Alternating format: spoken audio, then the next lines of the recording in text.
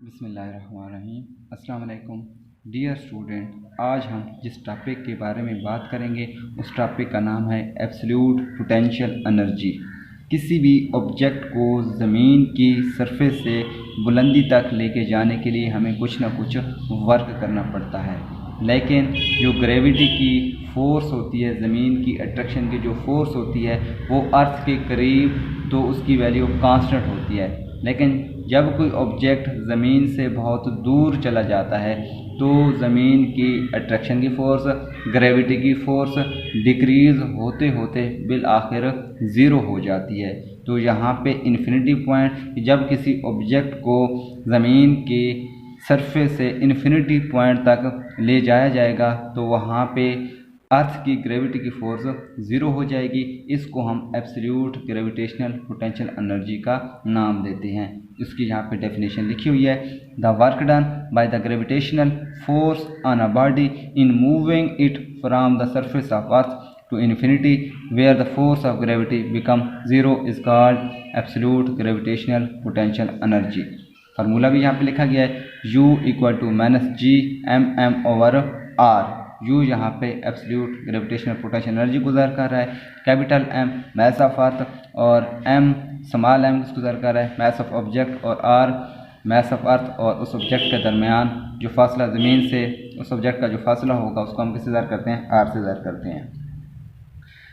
Absolute potential energy की derivation को solve करने से पहले एक बात याद रख लें कि पोटेंशियल एनर्जी जब हम फाइंड करते हैं तो उसके दो फार्मूले, यानी कि जब कोई ऑब्जेक्ट ज़मीन के करीब होगा, ज़मीन से कुछ हाइट पे होगा, जहाँ पे ग्रेविटी की फोर्स कांस्टेंट होगी, तो वहाँ पे पोटेंशियल एनर्जी को मालूम करने के लिए हम फार्मूला यूज़ करते हैं P.E इक्वल टू mgh। लेकिन जब कोई ऑब्जेक्ट ज़मीन की सरफेस से इन्फिनिटी पॉइंट पे चला जाएगा तो उसके लिए हम पोटेंशियल एनर्जी का कौन सा फार्मूला यूज़ करेंगे, U इक्वल टू -G(m)m/r। जैसे हमने पीछे टॉपिक वहाँ पे डेरिवेशन करने के लिए पाथ को इंटरवल के अंदर डिवाइड किया था, यहाँ पे भी उसी तरह पाथ को हम इंटरवल के अंदर डिवाइड करेंगे। अब इस डायग्राम पे आ जाते हैं। ये अर्थ है, अर्थ से ये इन्फिनिटी तक का डिस्टेंस है, इसको इंटरवल के अंदर डिवाइड किया गया है 1 2 3 इस तरह up to so on n-1 n तक। ठीक है, कोई ऑब्जेक्ट पॉइंट 1 पे पड़ा हुआ है, उसको पॉइंट 1 से 2, फिर 2 से 3 और इससे up to so on infinity तक लेके जाया जाता है। ज़मीन के सेंटर से पॉइंट 1 तक का जो डिस्टेंस है r1 और ज़मीन के सेंटर से, अर्थ के सेंटर से पॉइंट 2 तक का जो डिस्टेंस है वो क्या है, r2। अगर इन दोनों पॉइंट के दरमियान हम चेंज निकालें, फ़र्क निकालें, तो क्या आएगा, डेल r, डेल जहाँ पे चेंज गुजार कर रहा है, del r equal to r2 ज़्यादा में से कम को, ठीक है, r2 माइनस क्या आ जाएगा, r1। और अगर पॉइंट 2 और 1 का मिड पॉइंट फाइंड करना हो तो r1 plus r2 divide by 2 कर देंगे। ठीक है, ये दोनों इक्वेशनें हम यहाँ पे लिख देते हैं, del r equal to r2 minus r1, r equal to r1 plus r2 divide by 2। ये दोनों इक्वेशनें आगे डेरिवेशन में हम यूज़ करेंगे। डेरिवेशन करते हैं तो फार्मूला हमारे पास क्या आता है, W इक्वल टू F.D। जब हम किसी जिस्म के ऊपर फोर्स लगाते हैं और वो जिस्म, वो बॉडी उस फोर्स की सिमत में क्या करे, डिस्प्लेसमेंट कवर करे, तो उसको हम किसका नाम देते हैं, वर्क का नाम देते हैं। ऑब्जेक्ट, वो चीज़ पॉइंट 1 पे पड़ी हुई थी, हम उसको 1 से 2 तक का फासला डिस्प्लेसमेंट कवर करवाते हैं। हम उसको पॉइंट 1 से 2 तक लेके जाने के लिए जो वर्क करते हैं उस वर्क को कैलकुलेट करते हैं। वर्क यहाँ पे क्या लिखा हुआ है, 1 से 2 तक। फार्मूला क्या है, F.D की जगह हम क्या लिख देंगे, डेल r। डॉट प्रोडक्ट ख़त्म करेंगे, क्या आएगा हमारे पास, cos थीटा। अब थीटा यहाँ पे लिखा हुआ है 180, क्यों, ऑब्जेक्ट को हम ऊपर की तरफ लेके जा रहे हैं, बुलंदी की तरफ, लेकिन ज़मीन की जो ग्रेविटी की जो फोर्स है वो क्या लग रही है, डाउनवर्ड लग रही है। तो ऑब्जेक्ट ऊपर जा रहा है, ज़मीन की ग्रेविटी की फोर्स डाउनवर्ड है, दोनों एंटी पैरेलल हैं। जब कोई दो चीज़ें एंटी पैरेलल हों तो उनके दरमियान जो एंगल बनता है वो कौन सा होता है, 180 होता है। तो यहाँ पे थीटा की जगह हम 180 पुट करेंगे, cos 180 क्या होता है, -1। तो यहाँ पे हमारे पास क्या आएगा, W 1 से 2 तक इक्वल टू क्या आएगा माइनस एफ डेल आर। अब ये जो एफ है यहाँ पे हम फोर्स, ग्रेविटेशनल फोर्स का फार्मूला पुट करते हैं, क्या आएगा minus G M M over R square, और डेल आर की जगह क्या पुट करेंगे R2 माइनस R1, तो हमारे पास ये इक्वेशन आ जाएगी।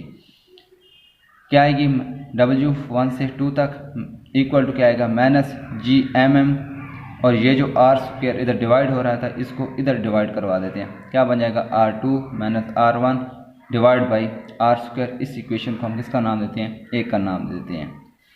ये शुरू में हमने इक्वेशन लिखी थी del R equal to R2 minus R1, यही वही यूज़ करेंगे। यहाँ से अगर मैं R2 की वैल्यू फाइंड करता हूँ तो ये जो माइनस का R1 है इक्वल के उस साइड पे जाकर क्या हो जाएगा प्लस का R1 plus del R equal to क्या आएगा R2।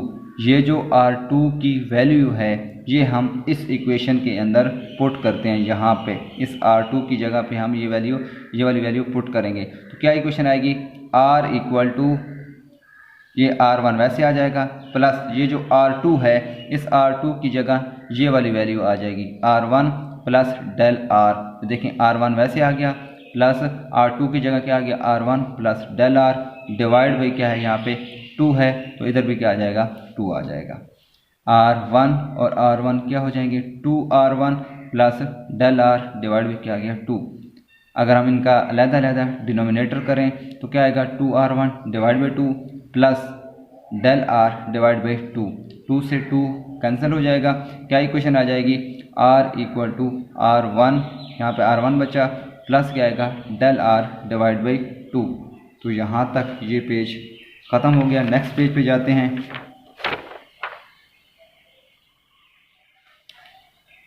अब इस इक्वेशन जो हमने फाइंड की थी उसका दोनों तरफ हम स्क्वायर ले लेते हैं। क्या आएगा R square equal to R1 plus del R divide by 2 का होल स्क्वायर। ठीक है, ये आर स्क्वायर वैसे आ गया। इसका अगर हम फार्मूला ओपन करें तो क्या आएगा a square plus b square plus 2ab, वही वाला फार्मूला यूज़ करेंगे तो हमारे पास क्या आएगा R1 का स्क्वायर प्लस बी का स्क्वायर क्या बनता है यहाँ पे डेल आर का स्क्वायर डिवाइड बाई 2 का स्क्वायर करें तो वो 4 प्लस 2ab, 2a हमारे पास क्या है R1, b क्या है डेल आर ओवर 2। अब 2 से 2 कैंसिल हो जाएगा, और ये वाला फैक्टर यहाँ पे क्यों 0 हो गया है उसकी वजह ये है कि डेल आर जो है, ठीक है, ये R1 से क्या होता है जी बहुत स्मॉल होता है, बहुत छोटा होता है। कैसे छोटा होता है, ठीक है, डायग्राम की तरफ चलते हैं तो डायग्राम में देखें यहाँ पे डेल आर जो है, डेल आर यहाँ से यहाँ तक का डिस्टेंस है, ठीक है, और R1 है यहाँ से यहाँ तक का डिस्टेंस। तो R1 डेल आर के निस्बत क्या है बहुत ज़्यादा डिस्प्लेसमेंट है। तो जब हम डेल आर का स्क्वायर कर देंगे तो ये वैल्यू और ज़्यादा क्या हो जाएगी छोटी हो जाएगी। इस वजह से हम इस टर्म को क्या कर देते हैं जी, इस इक्वेशन को क्या करते हैं माइनस कर देते हैं। ठीक है, यहाँ पे लिखा हुआ है as del R square much less than, ठीक है, smaller than R1 square, so this term can be neglected. इसको हम 0 कर देते हैं, निगलेक्ट कर देते हैं। अगर निगलेक्ट कर देंगे तो हमारे पास क्या आ जाएगा R square equal to R1 का स्क्वायर प्लस ये वाली टर्म तो 0 हो गई, यहाँ पे क्या बचेगा 2 से 2 कैंसिल हो गया, R1 डेल आर आ जाएगा। अब डेल आर जो होता है वो होता है R2 माइनस R1। तो क्या इक्वेशन यहाँ पे आ जाएगी R square equal to R1 का स्क्वायर प्लस R1, और डेल आर की जगह क्या आ जाएगा R2 minus R1। R square equal to R1 का स्क्वायर प्लस इसको अंदर मल्टीप्लाई कर देते हैं R1 R2 माइनस R1 है, ये भी R1 है तो ये क्या आ जाएगा R1 का स्क्वायर। अब ये माइनस का R1 स्क्वायर है, ये प्लस का है, तो ये दोनों क्या हो जाएंगे कैंसिल हो जाएंगे। यहाँ पे क्या इक्वेशन आ जाएगी R square equal to R1 R2। अब ये जो आर स्क्वायर की जो वैल्यू हमने फाइंड की है ये हमने किस में पुट करनी है, इक्वेशन ए, जिसको हमने सपोज किया था कि ये इक्वेशन ए है, वहाँ पे हमने जाके पुट करनी है। इक्वेशन ए हमारे पास क्या थी W1 से 2 तक इक्वल टू क्या आएगा minus G M M R2 minus R1 divide by क्या था आर स्क्वायर था, तो आर स्क्वायर की जगह यहाँ पे क्या आ जाएगा R1 R2 आ जाएगा। सेम इक्वेशन बाकी वही आ जाएगी minus G M M R2, इनका अलग-अलग डिनोमिनेटर कर देते हैं, R2 डिवाइड बाई क्या आएगा R1 R2 minus R1 R1 R2। R1 से R1 कैंसिल हो गया, यहाँ पे R2 से R2 कैंसिल हो गया। क्या इक्वेशन आई, माइनस GMM 1 ओवर क्या बचेगा यहाँ पे R1 माइनस 1 ओवर यहाँ पे क्या आएगा R2। ये हमने वर्क फाइंड कर लिया 1 से 2 तक। इसी तरह जब हम किसी ऑब्जेक्ट को 2 से 3 तक ले जाएंगे तो सेम इक्वेशन यही क्या आ जाएगी हमारे पास, W2 to 3 equal to minus GMM, यहाँ पे R1 है तो यहाँ पे क्या आ जाएगा, आप 2 से 3 की तरफ ऑब्जेक्ट को लेके जाएंगे तो क्या आएगा R2 माइनस R3। ठीक है, अगर 3 से 4 की तरफ लेके जाएंगे तो इक्वेशन क्या आ जाएगी, माइनस GMM इंटू क्या आएगा 1 over R3 minus 1 over R4 up to so on. Last point क्या है हमारे पास, WN माइनस 1 से n तक। ठीक है, इन्फिनिटी पॉइंट तक जब हम ऑब्जेक्ट को लेके जाएंगे तो इक्वेशन क्या आएगी, minus GMM 1 over RN minus 1 minus क्या आएगा RN आ जाएगा। ठीक है, तो ये हमने 1 बाई 1 हर एक इंटरवल का वर्क फाइंड कर लिया। तो सारे इंटरवल के वर्क को अगर हम सम कर लेंगे तो हमारे पास क्या आएगा, टोटल वर्क। तो यहाँ पे टोटल वर्क क्या आ गया, W टोटल इक्वल टू आ गया W1 से 2 तक, W2 से 3 तक और W3 से 4 तक up to so on WN-1 से लेके n तक। ठीक है, अब इन सब के अंदर देखें GMM, यहाँ पे भी क्या है GMM, यहाँ पे भी GMM सब के अंदर GMM क्या आ रहा है, कॉमन आ रहा है, तो इसको हम क्या लिखते हैं, बाहर कॉमन ले लेते हैं। ठीक है, माइनस GMM कॉमन आ गया इनटू, अब तरतीब से लिखते जाएंगे यहाँ पे 1 over R1 1 over R1 minus 1 over R2 minus 1 over R2। ठीक है, प्लस ये वाला प्लस आ गया यहाँ पे, फिर इसके बाद 2 से 3 तक ये वाला वर्क, इसकी वैल्यू हमने यहाँ पे लिखनी है। तो देखिए यहाँ पे देखिए 2 से 3 तक क्या आएगा 1 ओवर R2, तो यहाँ पे plus 1 over R2 minus 1 over R3 minus 1 over R3 plus इसी तरह इसकी वैल्यू लिखें 1 ओवर R3 माइनस क्या आ गया 1 over R4 up to so on 1 over RN minus 1 minus 1 over RN। ठीक है, अब देखिए ये माइनस है R2 का 1 ओवर R2, ये क्या है प्लस का, तो ये आपस में क्या हो जाएंगे कैंसिल। ये माइनस का 1 ओवर R3 है, ये प्लस का तो ये भी कैंसिल। इसी तरह सारी वैल्यू क्या हो जाएंगी, कैंसिल हो जाएंगी। सिर्फ 2 ही टर्म बचेंगी, एक फर्स्ट वाली और एक लास्ट वाली टर्म बचेगी। क्या आएगी इक्वेशन हमारे पास, W total work equal to क्या आएगा minus GMM into bracket square bracket क्या आएगी हमारे पास 1 ओवर R1 माइनस लास्ट वाली टर्म क्या बची 1 ओवर RN। ठीक है, ये जो n है क्योंकि हम ऑब्जेक्ट को कहाँ पे ले गए थे, इन्फिनिटी पॉइंट पे लेके गए थे, तो ये जो हमारे पास आएगा n पॉइंट ये क्या आएगा इन्फिनिटी। तो यहाँ पे पुट करें W टोटल इक्वल टू क्या आएगा minus GMM 1 over R1 minus ये जो Rn है इन्फिनिटी पॉइंट तक, तो यहाँ पे हम इन्फिनिटी, तो 1 ओवर इन्फिनिटी, जब इन्फिनिटी डिनोमिनेटर में आ जाती है तो वो वाला जो टर्म होती है वो क्या हो जाती है 0। ठीक है, तो यहाँ पे क्या आएगा W total equal to minus GMM into R1 R over 1 minus क्या आ जाएगा यहाँ पे 1 ओवर इन्फिनिटी क्या आ जाएगा 0। इसको अंदर मल्टीप्लाई करवा देते हैं, क्या आएगा हमारे पास W total equal to minus GMM 1 over R1, क्योंकि ये फैक्टर 0 हो गया, क्या बचा 1 ओवर R1 बचा।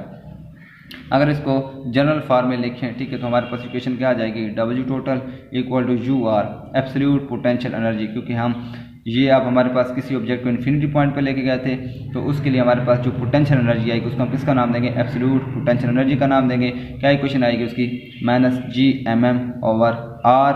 ठीक है, अगर ऐसे भी इसको लिखा जा सकता है U equal to minus GMM और ये जो R है, ठीक है, ये हमारे पास इसको कैपिटल R लिखते हैं। ये जो कैपिटल R है ये क्या है अर्थ का रेडियस।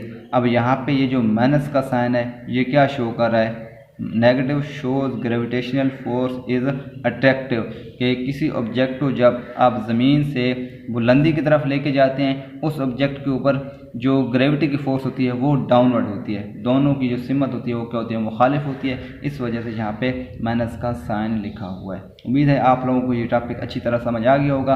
अगर आप लोगों के जहन में इस टॉपिक के हवाले से कोई क्वेश्चन है तो आप कमेंट सेक्शन में मुझसे ये क्वेश्चन पूछ सकते हैं। Thank you.